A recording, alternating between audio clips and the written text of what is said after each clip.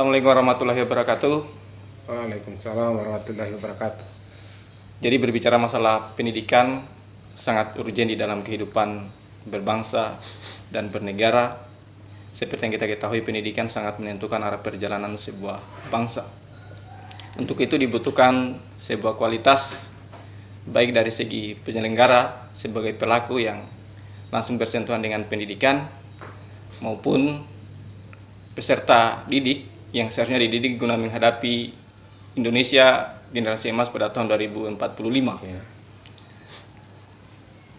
Terkait dengan penyelenggaraan pemilihan kepala daerah Kabupaten Muna, insya Allah akan diselenggarakan pada tahun 2020 ini, kita berharap bahwa ke depan akan muncul figur atau sosok pemimpin yang peduli terhadap pendidikan, atau yang lebih pro lagi terhadap pendidikan. Untuk membahas tentang hal ini, saya sudah bersama dengan seorang praktisi dan juga seorang akademisi dari Sekolah Tinggi Agama Islam Syarif Muhammad Raha. Beliau adalah Bapak Laude Usmani SPD MPD, yang dalam perjalanan karir beliau mulai dari guru biasa, seorang kepala sekolah, dan hari ini beliau aktif dalam kegiatan perkuliahan di SD Syarif Muhammad Raha. Bagaimana Pak, sehat? Sehat, alhamdulillah. Bagaimana aktivitas hari ini? Baik-baik. Jadi di samping mengajar, Bapak juga terlibat dalam kegiatan akademis di SD Syarif Muhammad Raha. Salah satu unsur pimpinan juga. Salah satu unsur pimpinan. Ya. Baik, dalam pandangan Bapak, hakikat pendidikan itu sebenarnya seperti apa, Pak? Ya, hakikat pendidikan itu seperti kita ketahui bersama adalah memanusiakan manusia. Tapi dalam konsep pendidikan hari ini, hakikat pendidikan itu adalah pembentukan generasi emas. Hal ini sesuai dengan kebijakan pemerintah dalam melalui Kementerian Pendidikan dan Kebudayaan, bahwa tujuan pendidikan jangka panjang itu adalah penciptaan generasi emas di tahun 2045. Kalau kita berpikir 2045 berarti 25 tahun ke depan, itu diharapkan yang menjadi pemimpin di negeri ini, baik itu dari sektor pemerintah maupun swasta, yang menjadi penggerak pelopor pembangunan adalah anak-anak yang kita didik hari ini, baik itu dari sekolah dasar, sekolah menengah pertama atau SMP, sekolah menengah atas SMA, bahkan sampai dengan mahasiswa. Itu harus betul-betul kita persiapkan agar generasi yang kita didik hari ini di tahun 2045 nanti itu dia sudah menjadi generasi emas. Makanya semua pihak, pelaku pendidikan, termasuk pemerhati pendidikan, itu harus memahami betul apa yang harus kita lakukan agar terbentuk generasi emas ini. Apa yang harus dilakukan, Pak, untuk proses pembentukan generasi emas 2045 ini? Ya, yang pertama itu kita pahami dulu ciri. Ya. Yang mana itu generasi emas? Ya. Itu memiliki 4 kecerdasan di dalamnya. Yang pertama itu adalah kecerdasan spiritual, kemudian kecerdasan sosial, kecerdasan intelektual, dan kecerdasan keterampilan yang mengarah kepada kecakapan abad 21. Ya, mari kita lihat satu persatu. Kecakapan spiritual itu moralnya adalah iman dan takwa siswa. Ya. Ini semua pihak dalam hal pelaku pendidikan itu harus melakukan upaya-upaya agar imtak siswa itu di sekolah maupun di kampus atau perguruan tinggi itu harus meningkat. Tetapi dalam konsep kecerdasan spiritual ini bukan hanya ketaatan dalam melaksanakan perintah agamanya, tetapi lebih pada di dalam melakukan suatu kegiatan, apa itu perbuatan baik atau menjauhi perbuatan yang buruk, itu benar-benar bukan takut sama orang atau manusia, tetapi dia lebih takut kepada Tuhannya. Ya, saya kira kalau ada prinsip kecerdasan spiritual ini tertanam di jiwa anak-anak kita, mulai dari hari ini kita latihkan, baik itu siswa maupun mahasiswa, saya yakin lama-kelamaan itu akan muncul generasi-generasi yang akan bekerja tanpa lagi mengharapkan penilaian orang. Ya. Lalu kecakapan sosial? Kecakapan sosial indikatornya ada 5. Ya. Yang pertama itu menyangkut budaya jujur. Kemudian kedua budaya disiplin. Ya. Kemudian budaya tanggung jawab, santun dan percaya diri. Yang kelima, sikap sosial ini betul-betul harus menyatu dan menjadi pembiasaan di dalam diri siswa ataupun mahasiswa dalam kesehariannya. Ya. Dan ini semua pihak harus memberikan contoh, baik itu pelaku atau pemerhati pendidikan, terutama kita guru, itu berada di garda terdepan Ya. untuk memberikan contoh bagaimana menerapkan budaya jujur, budaya disiplin, budaya santun, budaya percaya diri, dan budaya tanggung jawab. Selanjutnya kecerdasan emosional. Selanjutnya kecerdasan intelektual. Iya, intelektual. Ya. Kecerdasan intelektual yang diharapkan hari ini adalah seorang siswa atau mahasiswa di dalam mempelajari sesuatu ilmu atau sesuatu topik, dia itu betul-betul utuh. Ya. Mulai dari pengetahuan faktualnya, pengetahuan konseptualnya, proseduralnya, sampai dengan metakognitifnya. Apabila keempat tingkatan pemerolehan pengetahuan ini diperoleh oleh seorang siswa atau mahasiswa, ketika di saat dia berhadapan dengan soal atau ujian yang berkaitan dengan dia pelajari, itu dia bisa menjawab. Ketika orang berdiskusi tentang materi yang telah dipelajari ini, dia punya ide, dia punya pendapat tentang topik-topik yang dibahas, yang sesuai dengan yang dipelajari. Dan terakhir kecerdasan keterampilan. Ya, kecakapan Ya, keterampilan. ini penting. Ada 2. Yang pertama itu adalah penguasaan IT atau teknologi informasi. Hari ini orang-orang yang cerdas itu tidak akan percaya diri kalau tidak menguasai IT atau teknologi informasi secara total. Ya. Ya, bukan setengah-setengah, secara total. Ya. Ya. Kemudian yang kedua, keterampilan yang mengarah ke cakapan abad 21. Ini kita kenal dengan 4C. Ya, 4C. 4C. Apa saja 4C itu? Pertama, kreatif. Ya. Kedua, kritis. Ketiga, komunikatif. Dan keempat, kolaboratif. Kreatif, ini artinya bahwa kita latih. Kita punya anak-anak siswa kita atau mahasiswa agar dia menjadi generasi yang kreatif. Ya. Nah, ini metodenya harus dilakukan oleh semua pihak, terutama itu para pengajar atau pendidik, termasuk kita dosen. Ya. Kemudian berikut kritis. Kritis di sini bukan bersifat negatif, tapi kritis di dalam melihat sesuatu itu dia bisa menyatakan bahwa konsep itu benar dan konsep itu kurang benar dan dia bisa perbaiki. Itu kritis. Ya. Kemudian komunikatif, ya kenapa harus memiliki kemampuan komunikatif? Hari ini menunjukkan bahwa orang yang sukses itu bukan hanya orang yang cerdas, tetapi orang yang mampu membangun komunikasi. Ya. Ya, dengan berbagai pihak di dalam membangun networking dengan pihak-pihak yang lain.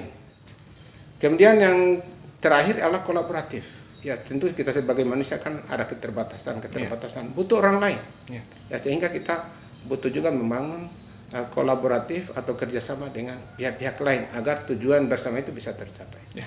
Mungkin ini salah satu arah dari atau sasaran dari dana BOS yang selama ini menjadi salah satu ikon pemerintah dari rezim ke rezim. Ya, benar.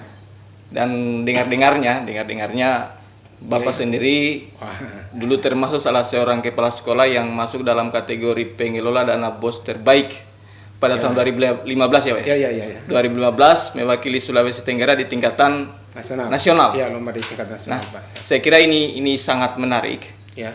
Lalu kalau boleh tahu Pak, motivasi yang saat itu menjadi pemberi inspirasi Bapak sampai bisa berprestasi seperti itu, kira-kira seperti apa dalam pengelolaan dana BOS ini? Ya, mungkin perlu juga saya sampaikan lewat kesempatan ini bahwa prestasi pengelolaan dana BOS itu bukan prestasi pribadi kepala sekolah seorang diri, tetapi merupakan prestasi kolektif antara guru termasuk tim pengelola BOS di sekolah. Ya, ini prestasi kami bersama.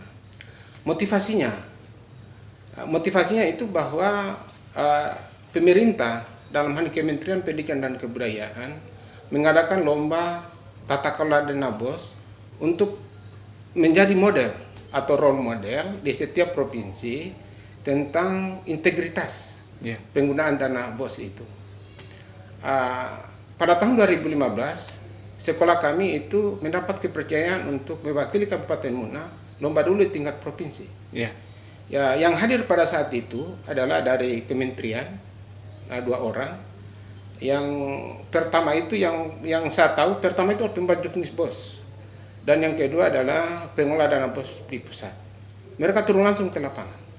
Di dalam penilaian itu, saya sebagai kepala sekolah tidak satupun pertanyaan tidak ada saya ditanya. Yang ditanya itu adalah guru-guru, siswa, komite, termasuk bendahara sebagai pemegang kas itu. Ya, mereka itu mencari sendiri bukan dibuat-buat karena ini berkaitan dengan integritas berkaitan kejujuran. Jadi mereka dengan caranya sendiri. Guru itu dia cari sendiri, siswa dia cari sendiri, orang tua siswa dia cari sendiri, dan bendahara sebagai pengelola kas itu dia bertanggung jawab untuk itu. Saya satu kata pun tidak ditanya. Ya, di dalam penilaian itu ada 4. Yang pertama mulai dari perencanaan, pelaksanaan, pelaporan, dan dampak. Ya, setelah diakumulasi nilainya dan dibandingkan dengan peserta lain di Sulawesi Tenggara, ya alhamdulillah sekolah kami itu mendapat poin yang paling tinggi dan mendapat undangan untuk presentasi di Jakarta bersama sekolah-sekolah pengelola dana BOS yang terbaik dari provinsi dari seluruh Indonesia. Ya, seluruh lain. Ini tim penilainya itu bukan siapa-siapa tapi dari KPK, dari ICW, dan dari Inspektorat Pusat. Ya, satu yang membuat saya walaupun berhadapan dengan mereka itu bukan takut tapi bangga. Kenapa seperti itu? Karena memang saya membawa sesuatu nilai kejujuran yang betul-betul tertanam bersama teman-teman kami di sekolah. Ya. Oleh karena itu prestasi ini mungkin saya ingin juga sampaikan sharing dengan saudara-saudara saya yang hari ini menjabat sebagai kepala sekolah. Ada 3 pesan yang ingin saya sampaikan tentang pengelolaan dana BOS ini. Yang pertama itu harus punya prinsip, kedua harus punya niat, dan yang ketiga dia harus punya ilmu. Nah, yang pertama prinsip. Prinsip pertama itu bahwa kalau kita mengelola keuangan negara dengan jujur, itu akan tenang hidup kita. Kemudian niat. Jangan pernah ada niat mengambil. Yang ada itu adalah niat membangun. Apa yang dibangun? Generasi emas tadi. Yang 4 tadi, kompetensi spiritual, sosial, intelektual, dan keterampilan anak. Kalau bangunan fisik itu gampang sih. Yang penting ada uang, ada pekerja, ada kemauan, itu jalan itu. Kalau bangunan fisik. Tapi membangun mental, yang 4 kompetensi itu betul-betul butuh pemahaman yang utuh. Membangun sumber daya manusia. Membangun SDM sumber daya manusia untuk menjadi pemimpin di 2045.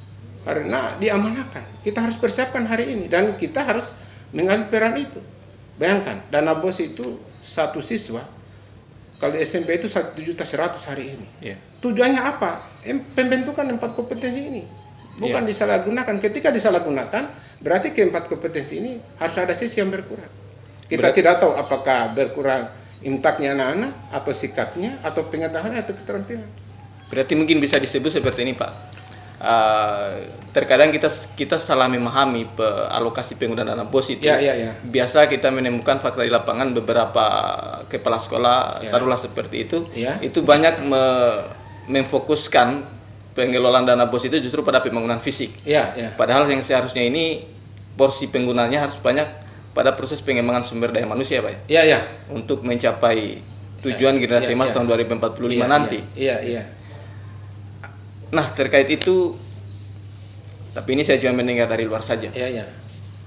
Setelah menerima penghargaan sebagai pengelola dana BOS tahun 2015, prestasi bersama itu, Pak. Tanggal jam 5 ya, Pak? Sekolah sehat itu. Sekolah sehat tahun 2017. Jam 5 diumumkan rankingnya. Iya, karena berkat pengelolaan dana BOS yang sangat baik tadi. Salah satu dampaknya adalah juara sekolah sehat itu. Juara sekolah sehat. Termasuk mungkin anak-anak berprestasi, beberapa anak kemudian yang mewakili Sulawesi Tenggara di ajang nasional. Ada 2 cabang bulu tangkis dan bola voli putra. Termasuk nilai akreditasi sekolah saat itu. Meningkat dari 6 dari 76 menjadi 90. Dan 2014 itu tertinggi di Kabupaten Muna, dan untuk Sulawesi Tenggara itu juara ketiga, urutan ketiga. Itu dari sisi akademik, pengembangan sekolah itu. Dari sekolah reguler menjadi sekolah model. Sekolah model. Ya, alhamdulillah, ya, sekolah model. Tetapi pada tahun 2017 Ya. saya juga mendengar selentingan cerita di luar Ya. tentang Pak Usmani. Ini memang untuk di lingkup Kabupaten Muna ini sudah banyak yang mengenal beliau, terutama di lingkungan guru dan para kepala sekolah. Takdir mungkin, Pak. Memang pada saat tahun 2017 itu kalau tidak salah setelah pengumuman kepala sekolah sehat, sekolah sehat Kabupaten Muna. Juara sekolah Kabupaten Muna jam 5 sore. Ya. Ternyata jam 7 malam Sudah diganti. Ya, Ya, tidak ada masalah karena mungkin sudah takdir. Artinya ketika kita berbicara pada hal seperti itu, maka itu lagi kembali kepada pemerintah atau rezim. Tidak ada masalah. Jadi kalau seandainya inilah saya kira akan menjadi substansi pembicaraan kita, bagaimana kita menatap masa depan pendidikan Kabupaten Muna itu pasca pemilihan kepala daerah pada tahun 2020. Iya. Saya ingin bertanya satu hal, Pak, yang paling prinsip. Ya. Menurut Bapak, tata kelola pendidikan kita di Kabupaten Muna hari ini baik-baik saja kah, atau ada sesuatu yang bisa disebut dalam tanda petik penyakit? Ya, ini saya awal dengan kata mohon maaf untuk menjawab ini. Tetapi menurut saya itu masih berjalan biasa-biasa saja. Ya. Belum ada yang luar biasa. Ya. Belum ada inovasi-inovasi atau kreativitas dalam rangka mendukung penciptaan generasi emas di tahun 2045 nanti. Ya. Ingat, anak-anak yang kita didik hari ini itu akan menjadi pemimpin 25 tahun lagi, akan menjadi pemimpin di negeri kita, di daerah kita. Ya, oleh karena itu menurut saya harus ada langkah-langkah perbaikan di dalam pelaksanaan pendidikan, terutama semua pihak. Pelaku pendidikan itu paham dulu roh pendidikan ini. Ya, rohnya itu kan penciptaan generasi emas. Dan saya harus mengatakan bahwa banyak saudara-saudara saya hari ini, baik itu guru maupun kepala sekolah, itu belum masih kurang, ya. Belum tajam untuk menerjemahkan secara total untuk pembentukan generasi emas ini. Ya. Oleh karena itu saya selaku pelaku dan pemerhati pendidikan, mungkin ada satu yang harus dibenahi di pendidikan ini adalah orang-orang yang tidak bertanggung jawab. Ya, orang-orang yang tidak bertanggung jawab. Artinya terlibat secara langsung dalam pengelolaan pendidikan. Orang-orang yang tidak bertanggung jawab itu jangan dilibatkan di dalam hal penentuan unsur-unsur pimpinan di lembaga pendidikan. Ya. Kenapa? Karena yang dia perjuangkan ini, itu kadang dia hanya hitung keringatnya pada saat pilkada. Dia tidak pernah lihat dia punya kemampuan, kompetensinya seperti apa. Pahamkah dia dengan filosofi pendidikan dan penciptaan generasi emas tadi? Kemudian selanjutnya ini berdampak negatif dalam pendidikan. Kenapa? Karena hari ini saya lihat saudara-saudara saya itu sudah kurang bersemangat untuk berkinerja baik, sudah kurang motivasi untuk berprestasi karena tidak ada penghargaan atau perhatian khusus tentang itu. Oleh karena itu mungkin harapan saya terhadap pemerintahan ke depan ini, agar betul-betul yang duduk di lembaga pendidikan, unsur-unsur pimpinan di lembaga pendidikan itu benar-benar orang-orang yang bisa diteladani. Bahasa sederhananya the right man on the right job. Ya, the right man on the right job, the right man on the right place. Ya, the right man on the right place. Ya, itu. Dan harus kita betul-betul mampu kita teladani, kita jadikan dia contoh, betul-betul kita menjadi apa saya mau katakan panutan. Menjadi panutan. Ya, ketika di lembaga-lembaga pendidikan dipimpin oleh orang yang bisa diteladani, bisa dipanuti, dan punya pengetahuan yang utuh tentang pendidikan ini, terutama penciptaan generasi emas itu, saya kira akan berjalan akan luar biasa. Orang akan kembali bersemangat. Kenapa? Karena yang pimpin kita itu betul-betul paham pendidikan. Saya harus mengatakan seperti ini. Saudara-saudara saya guru di lapangan itu ketika datang ke kepala sekolahnya atau pemimpinnya yang baru, itu dia tanyakan ini orangnya siapa, dekat dengan siapa. Bukan pernah dia bawa prestasinya apa. Oh iya. Dan ini diketahui bukan hanya guru tetapi juga siswa. Iya. Sehingga untung yang dibawa itu punya pengetahuan. Kalau tidak punya pengetahuan, maka disitulah sumber malapetakannya pendidikan. Tanpa arah, tanpa patron, dia kelola pendidikan ini. Sehingga dengan demikian itu akan. Nah, saya berharap untuk ke depan ini betul-betul ada niat untuk memperbaiki, terutama di pendidikan, sebagai wadah untuk menciptakan generasi emas di tahun 2040. Ya, dengan kondisi tata kelola pendidikan kita saat ini, satu pertanyaan yang menggelitik ini, itu bisakah muncul rasa optimis bahwa nanti pada tahun 2045 itu akan muncul generasi-generasi emas di Kabupaten Muna dengan sistem tata kelola yang berkaca pada hari ini? Untuk hari ini saya masih mohon maaf harus mengatakan pesimis. Dan saya akan mengatakan optimis jika memang sistemnya itu harus berubah. Sistem yang berubah, sistem, tata kelola pendidikan memang harus berubah. Tolong pemerintah yang akan datang hadirkan ke kami itu pemimpin-pemimpin yang bisa kami teladani, yang bisa kami contoh, yang bisa kami panuti. Ya, itu akan melahirkan energi positif buat kami di lapangan ini sebagai tenaga pengajar untuk mendidik anak bangsa ini.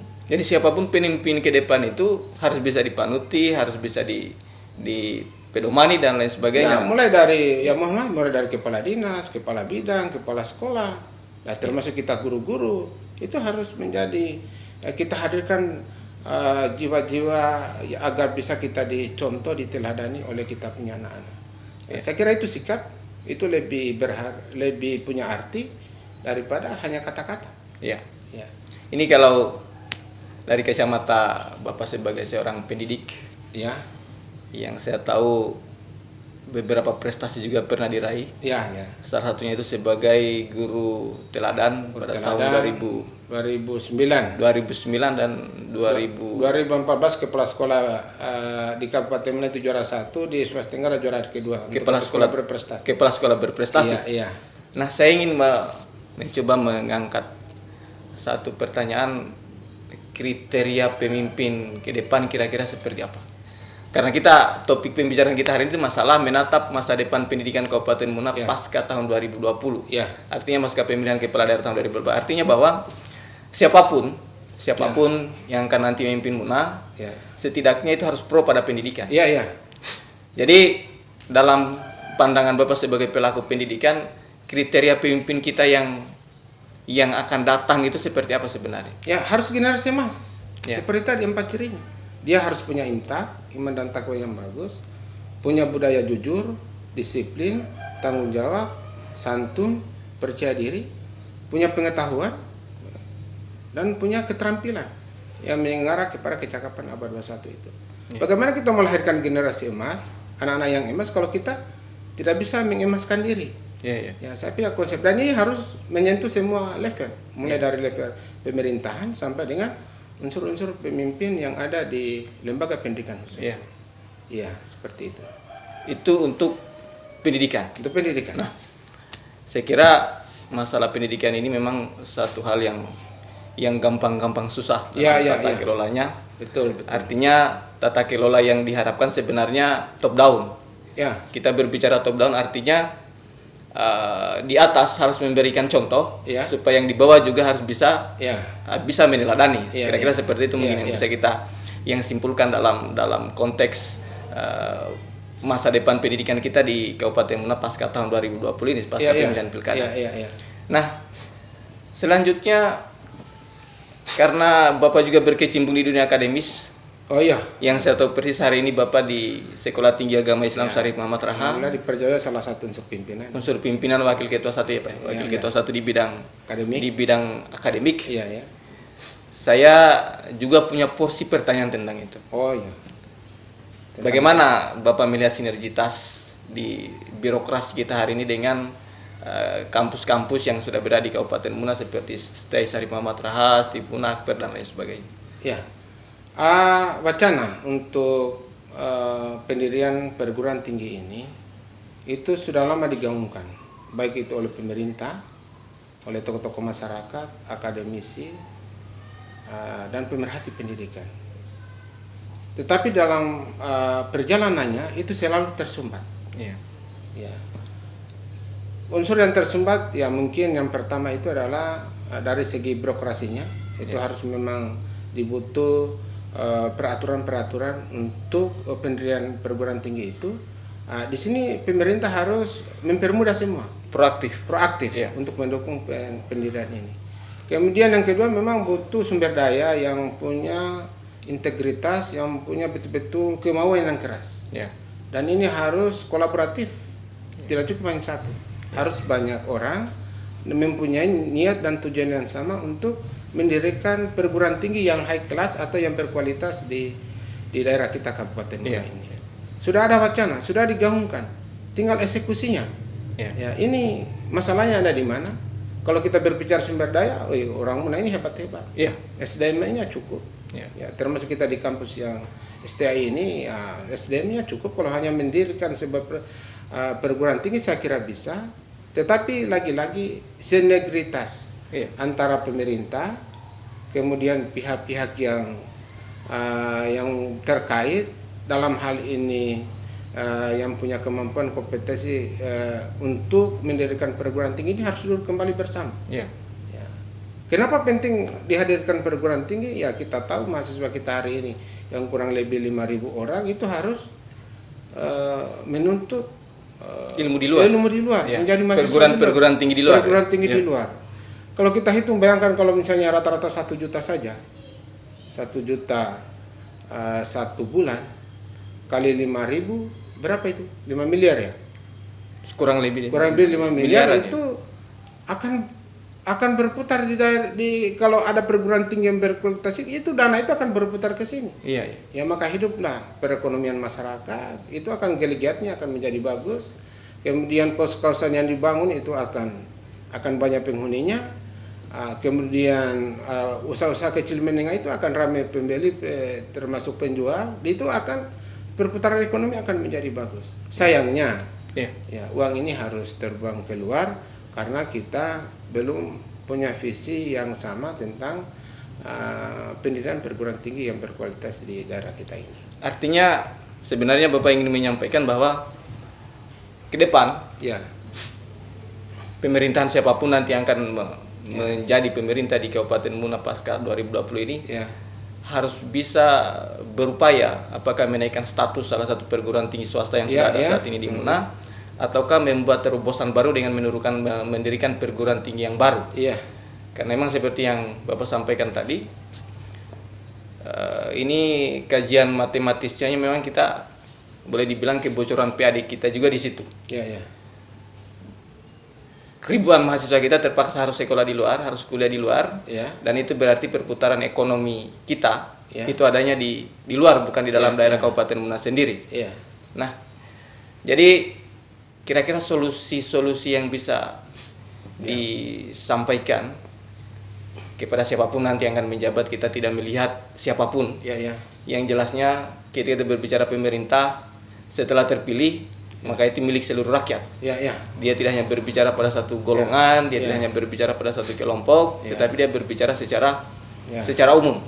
Nah, apa yang dalam tanda petik itu kira-kira dalam pandangan Bapak seorang akademisi dan juga seorang praktisi pendidikan, semacam nasihat untuk para calon pemimpin kita ke depan di Kabupaten Muna? Yang pertama dirangkul para profesional terutama di bidang pendidikan.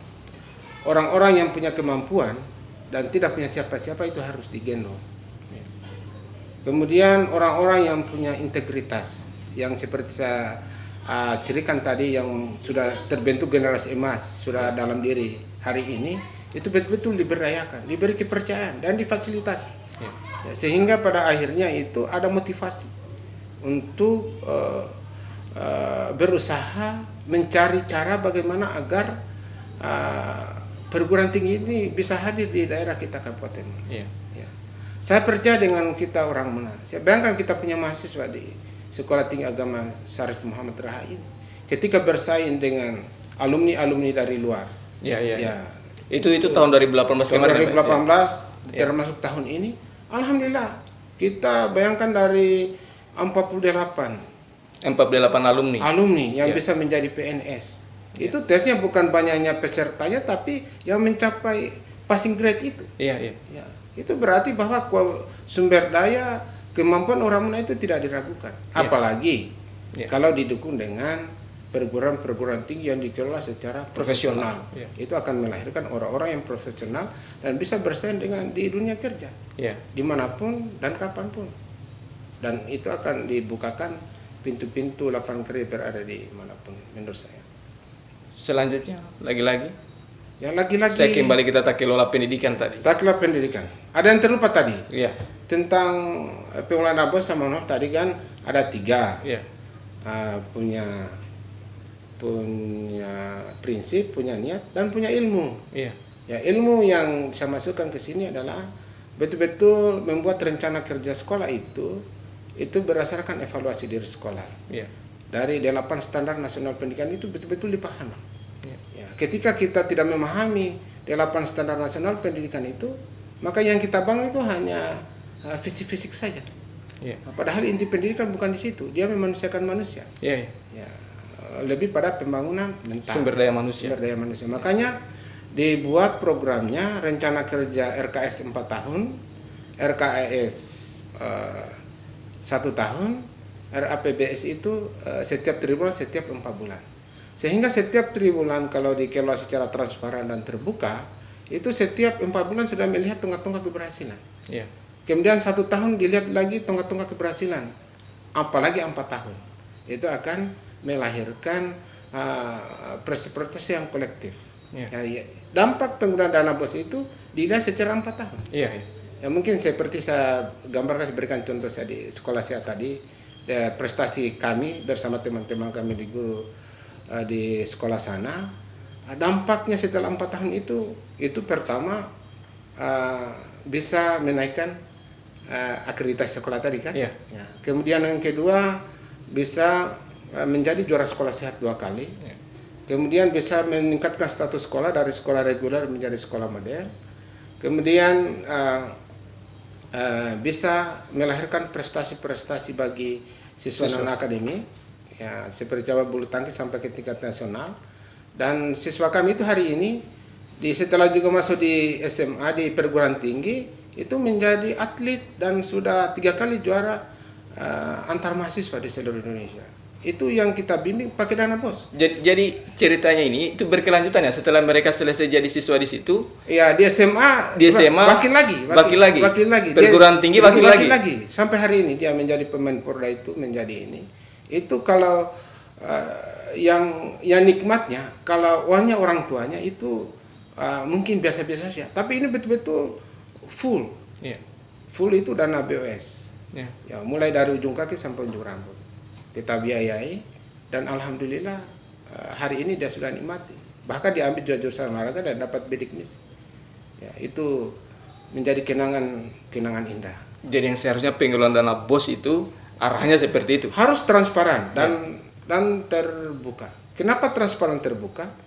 Itu kalau kita filosofi kata transparan dan terbuka, saya ingin sampaikan di kesempatan ini, itu bagaikan sinar matahari dan obat semua penyakit, dan bagaikan polisi yang bijaksana. Ya. Artinya bahwa kalau kita sudah buka programnya, termasuk penggunaan dananya ditahu oleh semua warga sekolah, maka pada saat itu tidak ada negative thinking untuk pengelolaan keuangan sekolah. Dan itu sebenarnya sumber kebahagiaan.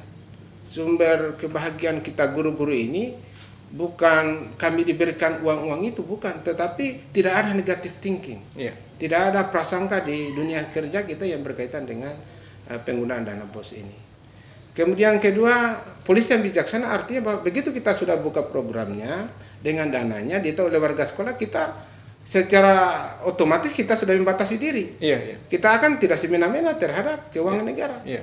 Ya, sehingga dengan demikian kita serba hati-hati. Kalau kita tidak jalan itu kita lihat kenapa tidak jalan ini program. Iya. Nah, ketika dia tidak jalan program, kita lihat apa kendalanya, itu kita pecahkan bersama. Seperti itu. Jadi harus memang punya ilmu tentang pengelolaan dana BOS. Kemudian berikut, ini saya kembali lagi ke dana BOS karena itu memang sumber masalah hari ini. Itu di Juknis. Di Juknis harus memang kita gunakan Juknis, tapi tolong bahwa Juknis itu dia hanya memenuhi kebutuhan pokok. Ketika kebutuhan pokok suatu sekolah sudah terpenuhi, maka sekolah itu bisa melakukan inovasi-inovasi atau kreativitas untuk mendukung visi misi sekolah dan proses belajar. Ya, ketika keluar dari jalur itu, maka dirapikanlah administrasinya untuk mendukung visi misi sekolah seperti apa dan proses belajar seperti apa. Apalagi pembelajaran hari ini itu sistem online dan anak-anak juga harus punya lab komputer, punya ruang multimedia, itu harus dilengkapi biar mereka nyaman. Kemudian di perpustakaan, jadikanlah perpustakaan itu sebagai ruang yang dirindukan oleh anak-anak. Begitu laboratorium, dijadikan ruang supaya dirindukan oleh anak-anak. Sehingga pada akhirnya ada kegiatan bermakna untuk penciptaan generasi emas itu. Oke, jadi bisa disimpulkan bahwa ada setidaknya ada dua hal utama yang diperhatikan oleh para pemimpin MUNA ke depan pasca pemilihan kepala daerah tahun 2020. Yang pertama dalam tata kelola pendidikan, terutama di tingkatan SD, SMP, SMA, itu menggunakan prinsip direct man and direct job, direct man and direct place. Artinya orang yang tepat pada tempat yang tepat, dengan orang yang tepat pada kapasitas atau kualitas yang tepat.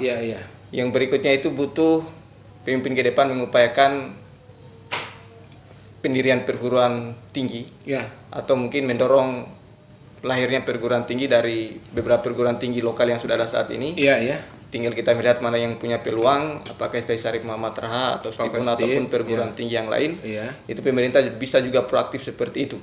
Proaktif ke arah sana untuk mendorong proses terwujudnya satu kegiatan akademik yang lebih berkualitas ke depan. Saya kira dua hal itu yang bisa disimpulkan pada bincang-bincang kita hari ini.